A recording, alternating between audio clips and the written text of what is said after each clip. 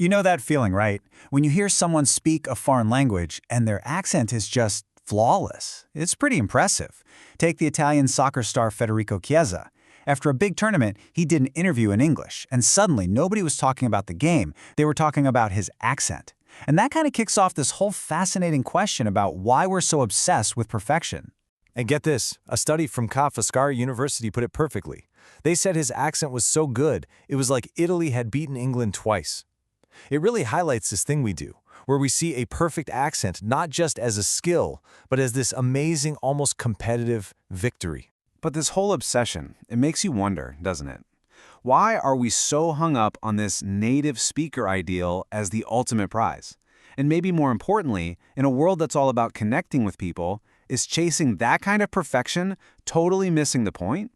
Well, that's exactly what we're going to dig into. All right, so to get to the bottom of this, we're first going to put accents under a scientific microscope.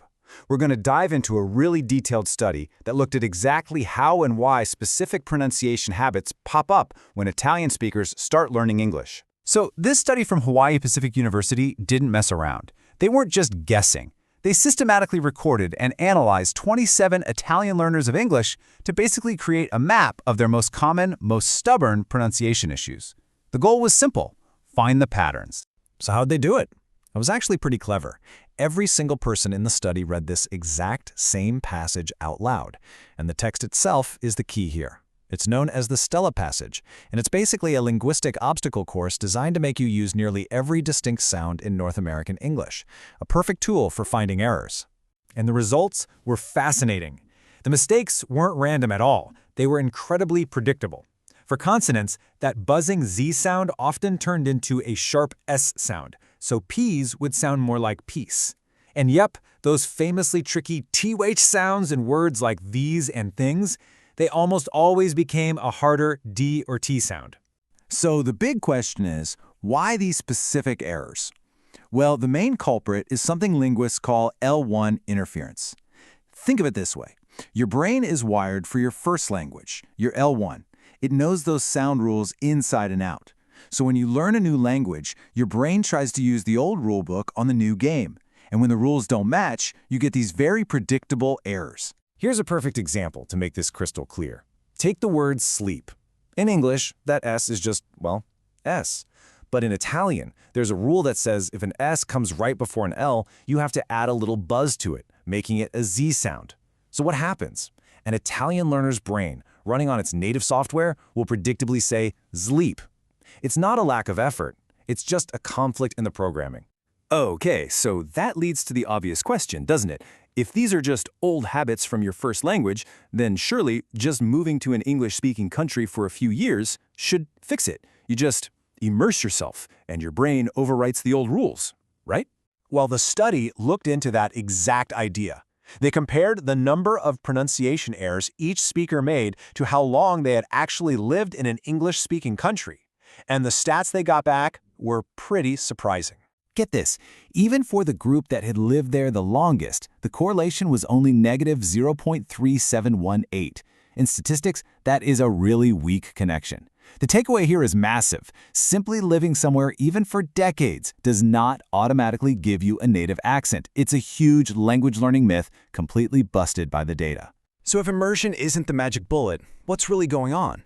To understand that, we have to shift gears. We need to move from the technical what of these errors to the psychological why. We need to get inside the learner's head. And for that, we're circling back to that second study from Venice. This time, researchers surveyed 372 language students, but they weren't listening for mistakes. Nope, they were asking about feelings, about goals, and about what these students truly believed about having an accent. And the results were, wow. Just look at this. When asked if they wanted to sound as close to a native speaker as possible, over 95% of them agreed or strongly agreed. This isn't just a casual wish. For the vast majority of learners, this is a powerful, deeply held goal. But here's where it gets really complicated. The study found this deep internal conflict. Nearly 40% of those same learners admitted that hearing a marked foreign accent in other people actually annoys them. Think about the pressure that creates. They're not just aiming for perfection themselves, they're judging others by that same tough standard. So what does this all tell us about the learner's mindset? It shows that this desire for a native-like accent is tied up in some really powerful emotions. It's about the pure pleasure of speaking well, feeling more confident, getting that social validation when someone mistakes you for a native. But at the same time, despite all these strong feelings, they're incredibly uncertain about how to even measure their own success. So, we have this image of language learners desperately chasing this ideal of a perfect native accent. But here comes the big twist.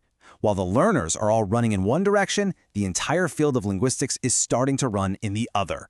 Yeah, that's right. The academic world, the people who actually study language and create teaching methods, are fundamentally rethinking what the goal of pronunciation should even be. That old native speaker ideal is no longer the undisputed champion it used to be. What we're seeing is a huge philosophical shift.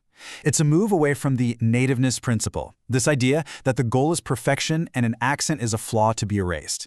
And it's a move towards the intelligibility principle. Here, the goal isn't to sound like a native, it's simply to be understood. Your accent isn't a flaw, it's a feature, a part of your identity as a multilingual person.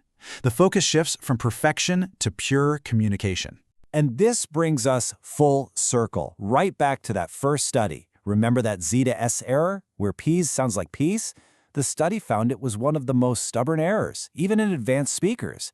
And now we know why. Because at the end of the day, it doesn't really matter. It almost never stops people from understanding what you mean. The errors that don't block communication are the ones that stick around.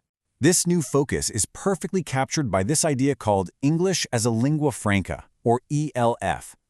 Let's be real. The vast majority of English conversations in the world today are between non-native speakers. A business person from Italy talking to a colleague from Japan. A tourist from Brazil asking for directions in Germany. In those situations, nobody is a native speaker. The only thing that matters is that they can understand each other. So this leaves us with a final, crucial question for learners and listeners alike.